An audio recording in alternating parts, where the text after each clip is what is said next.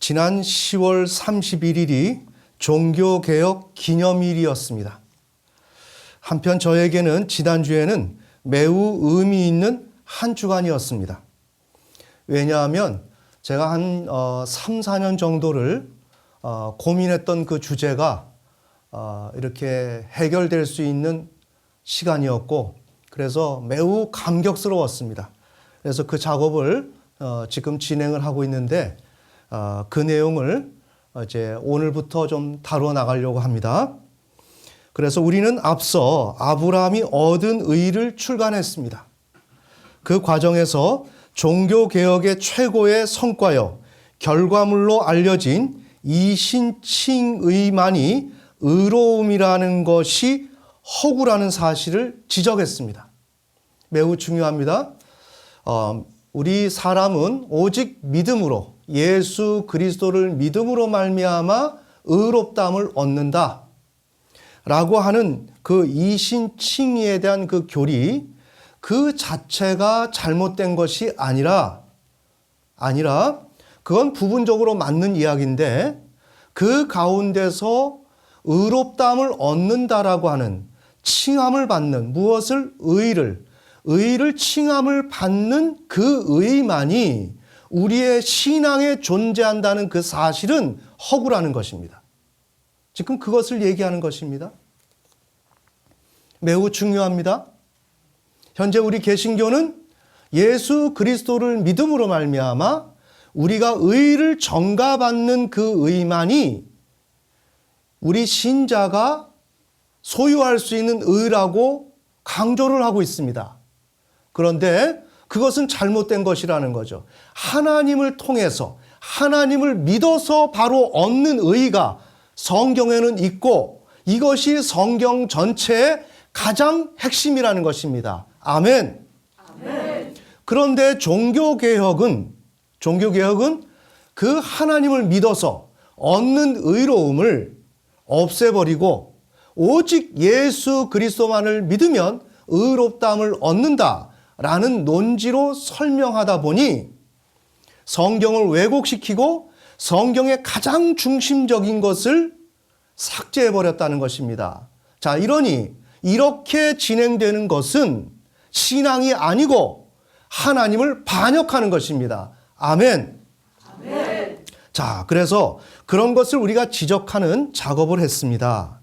그러나 그 작업은 완전하지 않았습니다. 왜냐하면 개신교는 지속적으로 로마서 4장 3절, 갈라디아서 3장 6절에도 나오지만 로마서 4장 3절에서의 아브라함의 믿음의 대상과 의를 예수 그리스도와 법정적 칭의로 규정한 후 정당화시키고 있기 때문입니다. 로마서 4장 3절은 아브라함이 하나님을 믿어서 의롭다함을 얻었습니다. 아멘. 그런데 개신교는 로마서 4장 3절을 해석함에 있어서 그 하나님을 예수 그리스도로 돌리고, 또한 의를 법정적 칭의로 바꾸는 작업을 하고 있다는 것입니다. 매우 중요합니다. 지금 성경을 가지고 작업을 하고 있다는 것입니다. 누가? 우리가 그토록 신뢰하는 우리의 개신교가. 자, 오늘 우리 대한민국의 지성은 예전에 1970년도의 지성이 아닙니다. 매우 놀랍고 뛰어나고 정말 아름답고 총명한 그러한 지성을 가지고 있는 것이 현 대한민국 국민들의, 특별히 우리 한국교회 성도들의 지성입니다. 그런 지성을 가지고 있는 분들이 오늘 제가 드리는 이야기를 어찌 분별력 있게 받아들이지 못하겠습니까? 저는 충분히 여러분들이 이 내용을 잘 판단할 수 있으리라고 믿습니다. 아멘. 자, 그런 우리들에게 지금 우리 개신교가 어떤 일을 행하느냐? 성경을 왜곡해서 해석을 해서 우리에게 주입을 시키고 있다는 것입니다. 그것이 최소한 500년이 흘러왔습니다. 500년. 그런데 최근에 어떤 유튜브에서 루터 브랜드가 되다라고 하는 책을 번역한 사람이 나와서 루터를 너무나도 극진히 찬양을 했습니다. 저는 그런 일들을 보면서 이걸 어떻게 받아들여야 되는가라고 매우 혼란스러웠고, 자, 그런 입장에서 종교개혁 기념일을 우리가 통과하면서 이러한 문제를 다시 한번 다뤄야 되겠다라는 그런 생각을 갖게 되었습니다. 그래서 특별히 로마서 4장 4절에서 8절은 3절에서 아브라함의 믿음의 대상과 의가 예수 그리스도와 법정적 칭의로 오인할 수 있게 합니다. 매우 중요합니다. 로마서 4장 3절에서 아브라함이 하나님을 믿어서 의롭다함을 얻었다 그랬는데, 로마서 4장 4절에서 8절, 4장 3절 이후에 연결된 4절부터 8절의 그 내용이 꼭 아브라함이 4장 3절에서 법정적 칭의를 얻었다는 것을 바울이 부연 설명하는 것처럼 느껴진다는 것입니다. 이해가 되십니까? 네. 그러다 보니까 현 개신교는 로마서 4장 1절에서 8절을 통해서 아브라함이 로마서 4장 3절에서 하나님을 믿어서 의롭다함을 얻었다는 것을 꼭 예수 그리스도를 믿어서 법정적 칭의를 얻은 것처럼, 법정적 칭의를 얻은 것처럼 이렇게 왜곡시키는 작업을 지속적으로 해오고 있다는 것입니다. 아멘. 아멘. 어떤 내용인지 아시겠죠? 네, 매우 중요합니다. 그 결과 4장 3절의 믿음의 대상과 의의는 예수 그리스도와 법정적 칭의로 확고히 귀결되는 모양새가 되고 말았습니다. 오늘 제가 그 예를 말씀드릴 것입니다. 그러나 로마서 4장 3절에서의 믿음의 대상과 의의는 예수 그리스도와 법정적 칭의가 아닙니다.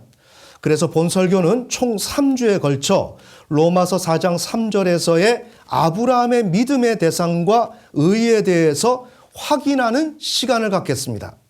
그 일을 위해서 먼저 창세기 15장 6절에서의 아브라함의 믿음의 대상과 의의가 무엇이었는지를 다시 한번 정리하고, 그 후에 개신교 로마서 주석가들의 로마서 4장 3절의 해석에 대해서 살펴보는 시간을 갖겠습니다.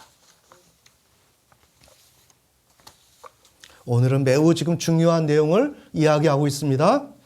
자, 제가 읽는 게 제법 되는데 여러분이 천천히 머릿속에서 이렇게 새기면서 이렇게 따라오시길 바랍니다. 첫째, 창세기 15장 6절에서의 아브라함의 믿음의 대상과 의의가 무엇이었는지를 살펴보겠습니다. 자, 참고로 창세기 15장 6절이나 로마서 4장 3절이나 동일한 것을 이야기하는 것입니다. 바울이 로마서 4장 3절에서 창세기 15장 6절을 인용했습니다. 그렇기 때문에 동일한 내용입니다. 그것이 어떤 내용인지를 정리를 해보겠습니다. 이것은 제가 쓴 아브라함이 얻은 의, 그 서론 부분에 관한 것입니다. 개신교에 의하면 타락한 죄인은 예수 그리스도만을 믿으면 법정적 칭의를 얻습니다. 자, 여기에 대한 해석을 제가 잠시 하겠습니다. 웨스트민스터 신앙고백 1647년도판 83페이지에서, 그리고 루이스 벌코프는 벌코프 조직신학 798페이지에서 법정적 칭의를 다음과 같이 정의합니다. 법정적 칭의란 법정에서 너는 의롭다 라고 판결을 내리는 것입니다. 이해가 되시죠? 자, 그 내용을 들어봅시다. 하나님께서는 자신이 부르신 이들을 은총을 통하여 의롭게 하십니다. 자, 우리가 의로워지는 것은 다른 것이 아니라 하나님이 은총을 베풀어서 의로워진다는 것입니다. 로마서 3장 4장과 연결시키면 우리가 의롭다 여김을 받는 것은 율법으로도 아니요, 즉 행함으로도 아니요, 우리가 할례자나 무할례나 이런 그런 개념으로 우리가 의롭다함을 얻는 것이 아니라는 것입니다. 즉 은총으로만 의롭다함을 얻는다는 것입니다. 자, 여기서 다시 한번 강조하면 그것은 옳은 이야기입니다. 하나님의 은혜로 예수 그리스도를 믿음으로 말미암아 우리가 의롭다함을 얻습니다. 의롭다함을 얻지만 지금 우리가 이야기하는 것은 그 전에 행함이 아닌 하나님을 신뢰해야 된다는 것입니다. 아멘. 하나님을 향해서 회개하고 그 하나님을 인정하면서 그 하나님을 믿어야 한다는 것입니다. 즉 신뢰해야 한다는 것입니다. 이 항목이 들어가야 한다는 거죠. 그런데 개신교는 잘 들어야 됩니다. 오직 예수 그리스도만을 믿으면 의롭다함을 얻는다라고 할 때 행함으로 되는 것이 아니다. 율법을 지키는 것이 아니다. 오직 예수 그리스도만을 믿으면 된다라고 했는데 다시 말씀드립니다. 오직 예수 그리스도만을 믿는 것은 어떠한 일이 있고 난 이유냐? 하나님을 향해서 회개하고 그 다음에 그 하나님을 피조물로서 신뢰하는 절차, 이것을 밟고 나서 구원자이신 메시아인 예수 그리스도를 믿어야 한다는 것입니다. 아멘. 아멘. 자, 이 절차가 빠졌다는 것입니다. 지금 우리가 주장하는 것은 그것이 바로 하나님을 믿고 예수 그리스도를 믿는다는 것의 의미입니다. 그런데 현재 개신교는 오직 예수 그리스도만을 믿으면 그분을 통해서 그분이 얻은 의로움을 전가받아서 내가 의롭다 여김을 받는다라는 내용을 이야기하면서 율법을 지킴으로가 아니다라고 강조하고 있는데 그건 맞다는 내용입니다. 맞는데 그러면서 하나님을 폐기시키고 있다는 것입니다. 이해가 되시죠? 네. 이게 전 세계 기독교에서 최소한 500년 동안에 개신교 내에서 이루어지고 있는 최악의 불법입니다. 여기에 대해서 반론할 수 있는 사람은 나와보세요. 현재 개신교는 그렇기 때문에 하나님을 향해서 반역을 하는 불신의 단체입니다. 우리가 이걸 분명히 알아야 됩니다. 그러나 오늘 우리 개신교 내에 있는 모든 신자들이 하나님을 반역하냐? 아닙니다. 제가 말씀드리는 것은 교회라는 것은 교리체계를 통해서 존재하는데 그 교리체계를 신봉하고 그 기준을 통하여 신앙을 추진해 나가는 그 사람들은 하나님을 반역하게 되어 있습니다. 왜? 개신교의 교리체계는 법정적 칭의만을 인정하니까. 아멘. 아멘. 그러나 제가 늘 말씀드리지만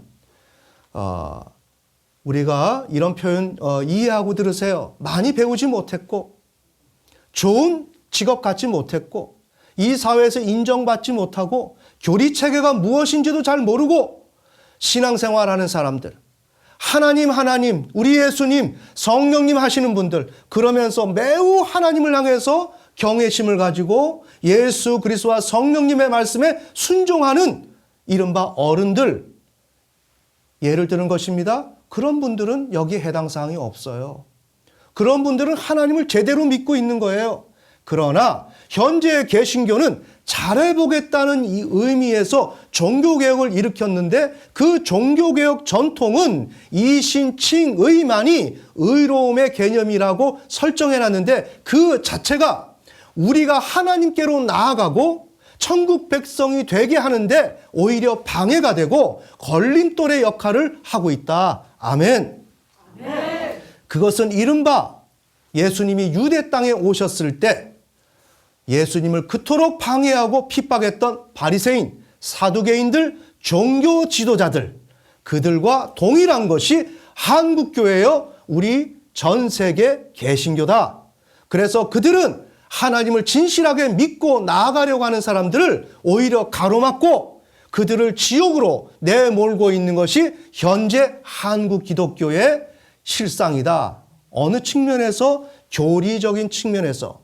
그러면 이런 얘기가 나오겠죠. 아니, 교리가 아니면 교리에 해당되지 않으면 되지 않습니까? 아닙니다. 교회는 정관이 있습니다. 헌법이 있습니다. 아멘. 그 속에는 이러한 교리들이 응축되어 있는 것입니다. 그러기에 내가 교회의 회원이 된다는 것은 그러한 교리 체계를 수용한 것이고 그것을 따라가는 것이며, 현실적으로는 목사님의 그 설교 내용에서 우리는 암암리에 그러한 사실을 주지받고 그리하여 거기에 따라가도록 독려를 받으며 추동이 되고 있는 것입니다. 아멘. 아멘. 바로 이렇기 때문에 우리는 교회가 가지고 있는 교리 체계가 얼마나 중요하고 그것이 사람을 살리고 죽인다는 그 사실을 우리는 재인식을 해야 합니다.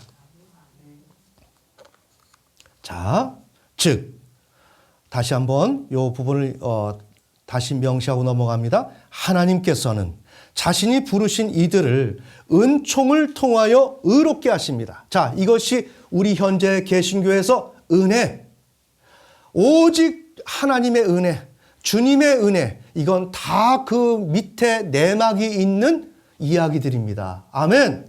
아멘. 그래서 그 은총을 통하여 의롭게 하십니다. 즉, 그들을 의로움으로 충만하게 하시는 것이 아니라 의로움 자체가 우리 안에 채워지는 것이 아니다.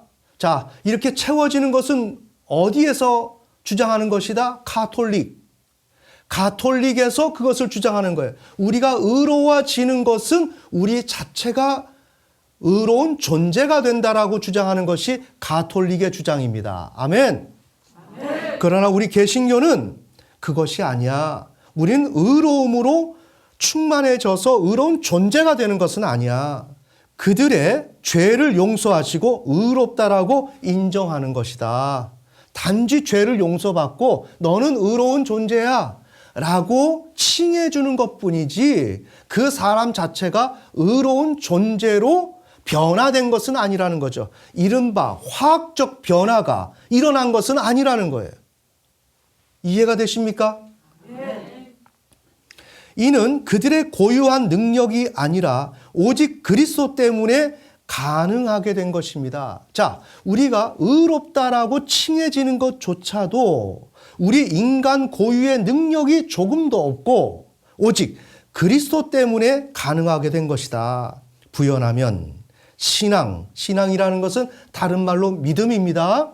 신앙, 즉 신앙적 행위 또는 예수 그리스도 이외의 복음에 입각한 순종의 행위로 의롭게 된 것이 아니라 오직 예수 그리스도를 믿음으로 그들에게 그리스도의 의로움과 화해의 공로가 전가됨으로써 칭의 사건이 발생한 것입니다. 이해가 되십니까?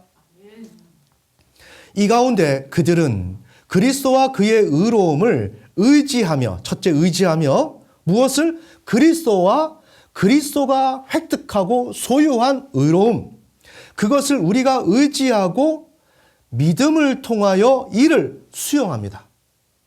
의지하고 그 사실을 또한 예수님을 수용하는 것입니다. 그러나 그들은 스스로의 능력을 통하여 신앙을 소유하게 되는 것이 아닙니다. 우리 스스로가 어떠한 역할을 해서 우리가 예수님을 수용하는 것이 아니다. 예수님의 그 의로움을 수용하는 것이 아니다. 우리 자체에 어떠한 기여한 바가 없다. 우리 자체가 기여한 바가 조금도 없다. 신앙은, 믿음은 하나님의 선물이기 때문입니다. 자, 그러니까 정리하면 하나님이 우리에게 믿음을 선물로 주세요. 주시고 그 선물로 받은 그 믿음으로 예수 그리스도를 믿는 것입니다. 그런데 그 예수 그리스도는 로마서 3장 21절의 내용에 의하면 예수 그리스도에게는 하나님의 의가 존재합니다. 그런데 그 하나님의 의는 우리를 향해서 구원을 허락해주고 이루어질 수 있는 능력이 함축되어 있습니다. 아멘.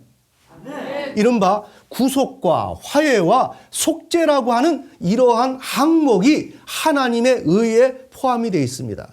그래서 그 하나님의 의가 예수 그리스도 안에 있는데 우리가 예수 그리스도를 믿으면 그 하나님의 의가 우리에게 미쳐져서 우리가 구원을 얻게 된다는 것입니다. 이것이 로마서 3장 21절 22절의 내용입니다. 23절 24절까지입니다. 아멘. 아멘. 여러분 이해가 되시죠? 아멘. 네. 자, 이런 내용을 여러분이 잘 알아야 됩니다. 따라서 칭의는 예수 그리스도의 의를 기초로 율법의 모든 요구가 충족되었다고 죄인에게 선언하는 하나님의 법적인 행위입니다. 그래서 법원에서 하나님이 재판관이에요. 재판관인데 우리는 불의를 저지른 죄인이에요. 그런데 예수님이 의로운 분이에요. 그 의를 우리에게 전가시켜서 누구누구는 무죄야. 누구누구는 그래서 의로운 자야 라고 칭해준다는 것입니다. 이것이 법정적 칭의입니다. 여러분 이해가 되시죠? 네. 자, 이것을 우리가 명시하는데, 자, 이것은 성경에 나와 있는 내용인데 잘 들어야 됩니다. 성경은 이러한 예수 그리스도를 믿음으로 말미암아 의롭다함을 얻는다라고 할 때 성경이 꼭 개신교 종교개혁 전통이 말하는 그대로 1:1로 상응하는 양식으로 지금 말을 하고 있느냐? 아니라는 것입니다. 성경은 예수 그리스도를 믿어서 의롭다함을 얻는다고 하지만 이것은 종교개혁 전통이 말하고 있는 것을 훨씬 더 능가하고 초월해서 포괄합니다. 아멘. 그런데 종교개혁 전통은 그것이 성경 자체가 이야기하는 것처럼 과장해서 적용하고 있는 것입니다. 이것이 문제라는 것입니다. 아멘.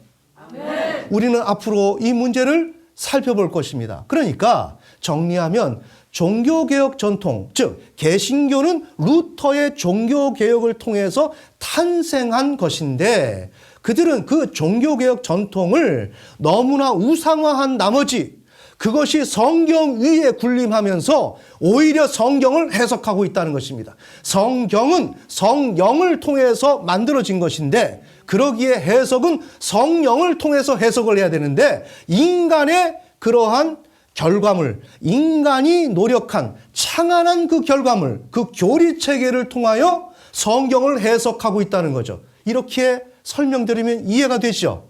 네. 이것이 문제라는 것입니다. 다시 한번 말씀드립니다. 그러면 여러분이 자꾸 궁금하게 생각할 거예요. 우리 개신교 다 잘못됐냐? 아니라고요. 시장에서 생선 자르는 할머니, 성부 하나님, 성자 하나님, 성령 하나님을 온전히 인식하고 참된 믿음의 생활, 무엇과 관계없이 개신교의 교리체계와 관계없이 이른바 예수 그리스도께서 유다 땅에 오셨을 때 그때 바리새인과 사두개인들 종교 지도자들이 전하는 메시지와 관계없이 바닷가에서 물고기 잡던 베드로, 아멘. 그는 구원을 얻는다는 것입니다. 지금 하나님은 오늘 우리의 교리체계에 묶이는 분이 아닙니다. 거기에 구속되는 분이 아닙니다. 그것과 관계없이 우리의 교회는 존재하고 있습니다. 아멘. 자, 여러분이 이런 내용을 참조하시면서 그동안 우리가 신앙생활한 것이 완전히 무효화되고 아무런 가치가 없는 것인가? 라고 하는 질문이 생기면서 불안해할 수가 있는데 그렇게 하지 마시고 우리는 1:1로 하나님과 신앙생활하는 것이라는 걸 분명히 인식하는 가운데 오늘 이 문제를 다뤘으면 좋겠습니다. 그래서 의로움을 얻기 위해 인간 편에서 준비할 것은 그 어떤 것도 없습니다. 맞죠? 믿음조차도 선물로 우리에게 하나님이 주시니까 그거 맞는 내용이에요. 그래서 오직 우리는 예수 그리스도를 믿음으로 말미암아 의롭다함을 얻습니다. 다시 말씀드립니다. 그러나 그게 전부가 아니라는 것입니다. 하나님을 향해서 첫사람 아담이 반역을 했는데 나는 첫사람 아담의 후손으로서 반역한 삶을 살아왔습니다. 그래서 나는 이제 그것을 깨닫고 하나님을 향해서 회개하고 피조물 인간의 본분은 창조주 하나님을 신뢰하는 것이 본분이기에, 그것이 의로움이기에 나는 그 자리에 서겠습니다. 그러나 나는 죄와 사망 권세에 예속되어 있는 바 2000년 전에 오신 예수 그리스도께서 율법의 저주에서 우리를 해방시켰기에 나는 예수 그리스도를 믿으며 그 예수 그리스도는 메시아로서 내가 그분을 믿고 하나님께로 나아갑니다. 아멘. 아멘. 그런 의미에서 예수 그리스도를 믿는 것입니다. 그러나 현재 개신교는 그 하나님을 삭제시키고 단지 예수 그리스도만을 믿으면 구원을 얻는다라고 이야기를 하고 있는 것입니다. 자, 이 내용을 들으시는 여러분들, 어떤 내용이 올바른 내용입니까? 전자의 것이 올바른 내용이죠. 자, 그래서 그러한 것이 옳은 것인데 개신교가 이것을 왜곡시키고 있다는 겁니다.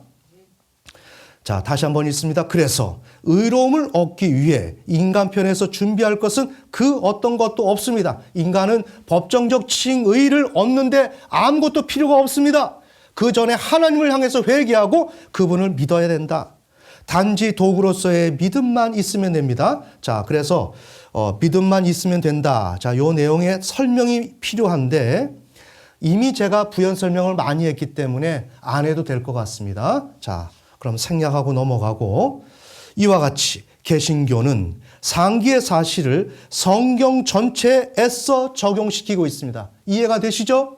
법정적 칭의가 예수 그리스도를 향한 믿음의 전부인 것처럼 설명하는 것입니다. 그것은 잘못된 것입니다. 이것을 제가 다음 시간에 다뤄나갈 것입니다. 그러나 믿음의 조상 아브라함은 창세기 15장 6절에서 여호와, 즉 창조주 하나님을 믿었습니다. 자, 개신교는 법정적 칭의만을 고수하고 그것이 전부라 그랬죠. 예수 그리스도만을 믿고 그 결과 의롭다함을 얻는다. 즉 예수 그리스도는 믿음의 대상이고 믿음의 결과는 법정적 칭의입니다. 아멘.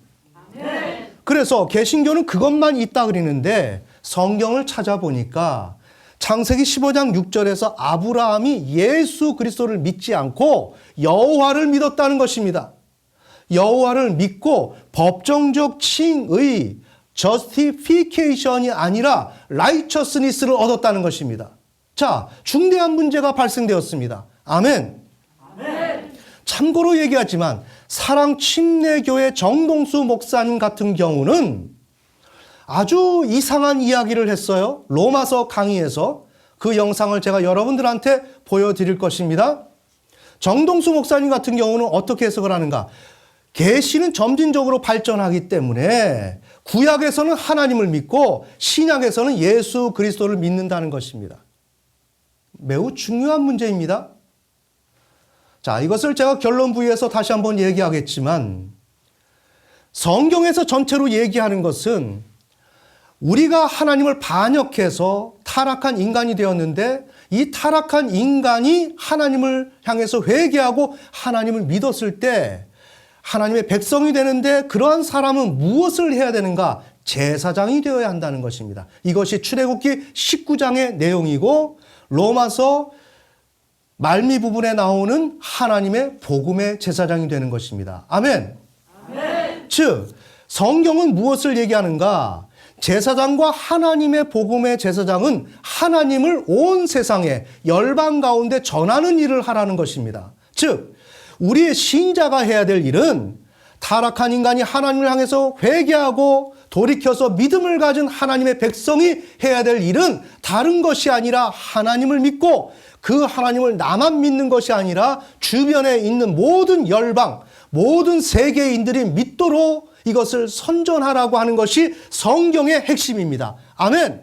아멘. 그런데 그것을 할 수가 없어요. 왜? 우리는 저주와 죄와 사망 권세에 예속되어 있기 때문에. 그래서 종말론적인 시간을 하나님께서 선택하시고 거기에서 저주와 죄와 사망 권세를 파하시는 작업을 하시면서 온 인류를 거기에서 해방시키는 일들을 하는데 그것을 위해서 임무를 받고 오신 분이 메시아 주 예수 그리스도라는 것입니다. 아멘.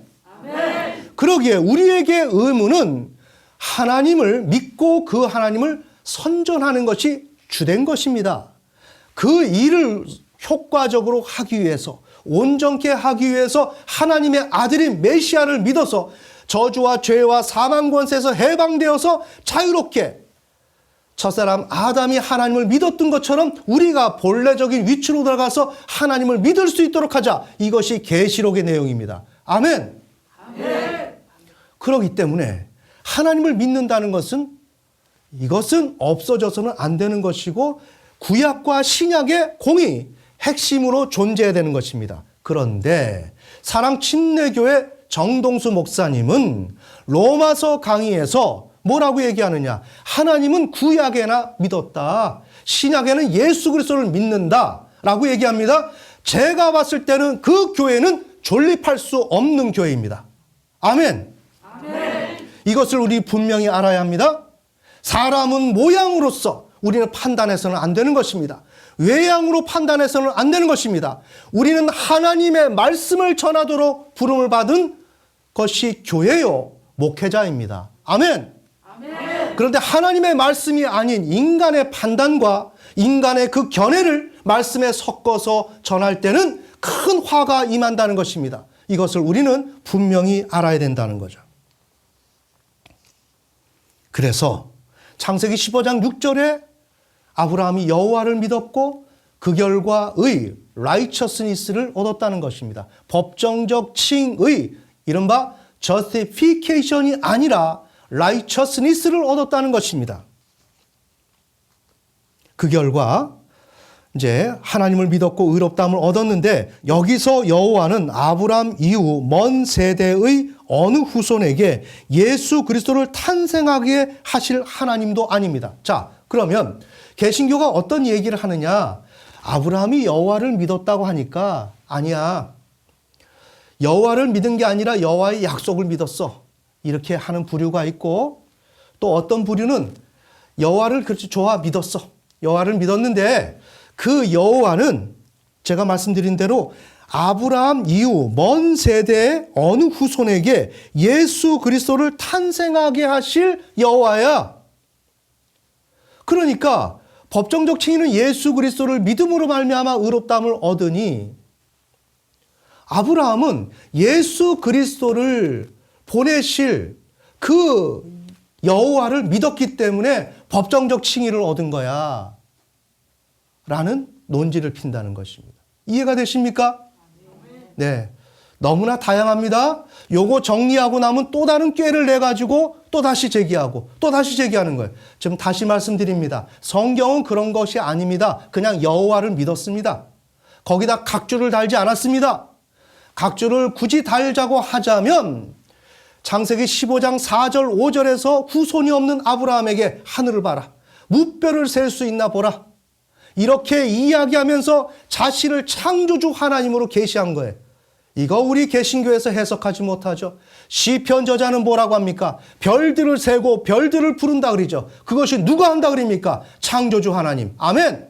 아멘. 창조주 하나님은 창세기 15장 4절 5절에서 자신을 별을 통해서 자신이 창조주 하나님이심을 아브라함에게 계시하신 것입니다. 아멘. 아멘. 그런데 이것을 다 인정하지 아니하고 오직 종교개혁의 전통, 법정적 칭의를 성경 전체에 무조건 적용시키는 것입니다. 이게 지금 포인트입니다. 자, 이러한 억지를 저지르고 있는 것이 우리가 사랑하는 개신교, 우리 교회가 지금 그 일들을 하고 있다는 것입니다. 놀라운 빛나는 지성을 가지고 있는 한국교회 성도들이요, 이 사실을 객관적으로 바라보기를 원합니다.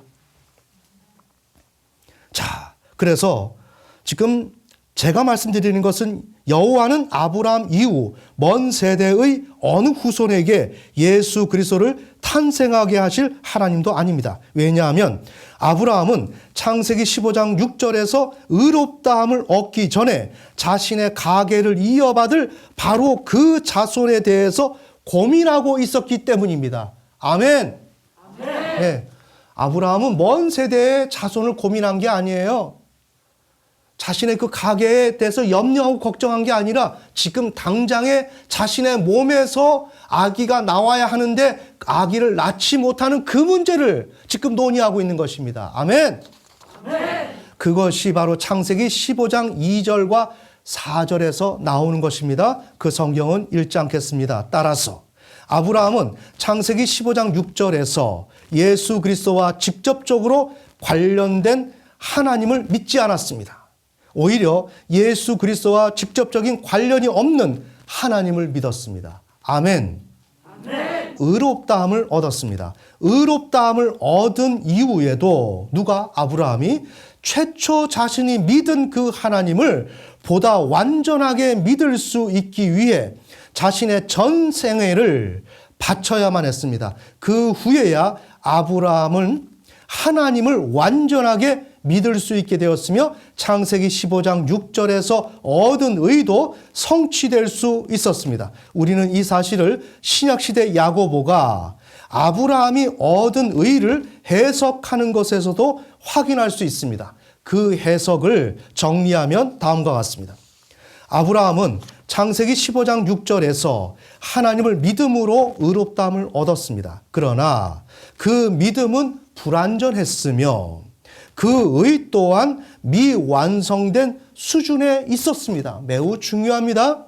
그러나 아브라함이 창세기 22장에서 자신이 아들 독자 이삭을 제단에 바치는 행위로 말미암아 창세기 15장 6절에서 의롭다함을 얻을 때의 그 믿음도 완전해지고 그 의도 성취되었습니다. 아멘. 이것은 성령이 쓴 야고보서 2장 21절에서 23절에 나온 것입니다. 즉 성령께서 야고보를 통해서 아브라함이 얻었던, 아브라함이 믿었던 그 믿음과 의로움에 대해서 재해석해라 라고 해서 야고보가 적은 것입니다. 그런데 현재 개신교는 이것을 인정하고 싶지 않습니다. 그것을 처음에 부인한 사람이 루터입니다. 루터는 야고보서가 지푸라기 서신이라 그랬습니다. 지푸라기, 그냥 아무것도 아닌. 자, 성경은 누가 적었습니까? 성령이. 아멘. 그런데 성령을 인정하지 않는 그 사람이 종교개혁가가 될 수가 있습니까? 없지요. 그런데 중요한 것은 루터의 후계자인 후손인 우리 개신교가 그 일을 전담마크하고 있다는 것입니다. 그대로 이어받고 있다는 것입니다. 그러면서 주석에서는 통상 어떤 이야기가 나오나 야고보는 골수 유대인이다. 그래서 너무 율법적으로 정리했다. 그 사람이 골수 유대인이든 어떻든 간에 그는 성령에 사로잡혀서 성경을 쓴 사람입니다. 아멘. 그런데 그 사람을 유대인이라고 지칭하면서 이 내용을 받아들이기를 꺼려합니다. 그래서 현재 개신교 교리체계에서는 이 내용을 사실상 거부했습니다. 그러면서 지속적으로 아브라함은 창세기 15장 6절에서 이른바 예수 그리스도를 믿은 거나 마찬가지고 법정적 칭의를 얻었다. 이게 전 세계 개신교 신학자들의 주석에 나와 있는 내용이고 현재 개신교 교회 목사님들이 다 그렇게 설교하고 있습니다. 이제부터 유튜브를 통해서 이러한 사실들을 하나하나 확인해야 됩니다. 어느 목사님의 그 설교, 창세기 15장 6절 설교 어떻게 되는지 들여다봐야 하는 것입니다. 아멘. 우리는 누구를 흠잡아서 탓을 하고 지적을 하려고 하는 게 아니라 올바로 하나님의 말씀을 믿기 위해서. 그러면 왜 창세기 15장 6절이 그토록 중요하냐? 이미 말씀드렸죠? 신자란, 인간이란 하나님을 믿어야 하는 것이다. 그리고 그 믿음을 나만 믿는 것이 아니라 온 열방 가운데 전달하는 것이다. 이것이 선교다. 아멘. 이것이 복음 전파다. 복음 전파는 예수 그리스도를 전해야 되는 것이지만 그 예수는 누군가? 하나님의 명을 받들어서 이 땅에 오신 분. 아멘. 그래서 아무런 내용도 없이 그냥 예수 그리스도를 믿으면 구원을 얻는다. 이건 복음이 아닙니다. 예. 하나님의 복음이 있고 예수 그리스도의 복음이 있는 것입니다. 아멘. 자, 이와 같이 창세기 15장 6절에 믿음과 의의는 불완전하고 미완성된 수준에 있었다. 그런데 창세기 22장을 거치면서 완전해지고 완성되는 단계를 밟았다. 자, 그럼에도 불구하고 굳이 아브라함이 예수 그리스도와 관련된 하나님을 믿었다라고 한다면 그것은 창세기 22장에서나 가능합니다. 그것은 이삭을 번제로 드리는 과정에서였으며 좀 더 구체적으로 말한다면 이삭을 번제로 드리는 과정에서 어린 양을 하나님께 간구할 때였습니다.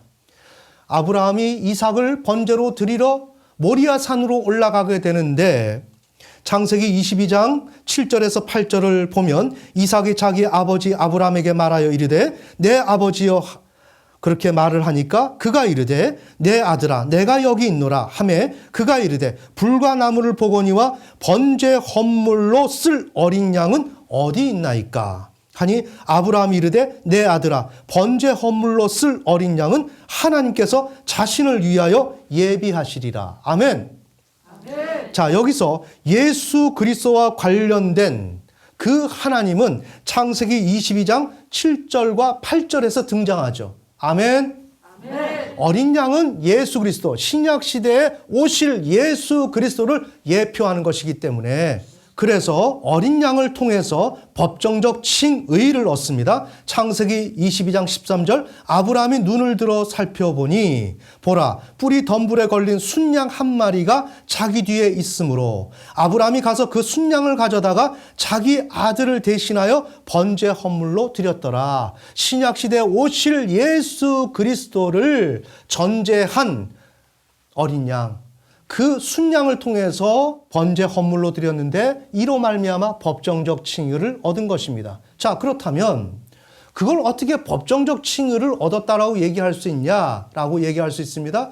그러나 성경은 지금 이러한 맥락으로 창세기 3장부터 시작한 것입니다. 첫사람 아담과 하와가 죄를 범했을 때 가죽옷을 입혔습니다. 아멘.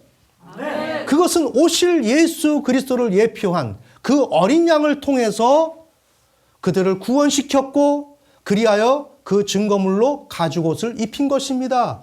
칭의, 법정적 칭의, 그것은 의를 전가시키다, 의를 덮다라고 하는 의미인데 그것이 바로 가죽옷을 입은 것이죠. 아멘. 아멘. 바로 그렇기 때문에 첫사람 아담도 오실 예수 그리스도를 어린 양을 통해서 믿었고 아브라함 또한 한 마리 순양을 통해서 예수 그리스도를 신뢰하는 믿음으로 가는 과정을 거쳤다는 것입니다. 아멘. 아멘. 따라서 아브라함은 창세기 15장 6절에서 예수 그리스도와 직접적으로 관련이 없는 하나님을 믿었으며 당연히 예수 그리스도도 믿지 않았습니다. 물론 법정적 칭의도 얻지 않았습니다. 하나님을 믿어 법정적 칭의가 아닌 또 다른 칭의를 얻었습니다. 법정적 칭의는 창세기 22장에 이르러서야 얻었습니다. 그럼에도 불구하고 현재 개신교는 지속적으로 예수 그리스도를 향한 믿음과 법정적 칭의만이 존재한다라고 말합니다. 이른바 종교개혁 전통만 효력이 있다라고 이야기하는 것입니다. 자, 여러분 이해가 되시죠? 아멘. 그 예로 창세기 15장 6절과 로마서 4장 1절에서 8절을 인용을 하고 있습니다. 잘 정리해야 됩니다. 그러나 개신교는 아브라함의 믿음의 대상과 의에 관하여 이야기할 때 자신들의 주장이 그리 설득력을 얻지 못하고 있다는 것을 알기 때문인지 몰라도 창세기 15장 6절보다 로마서 4장 1절에서 8절을 인용합니다.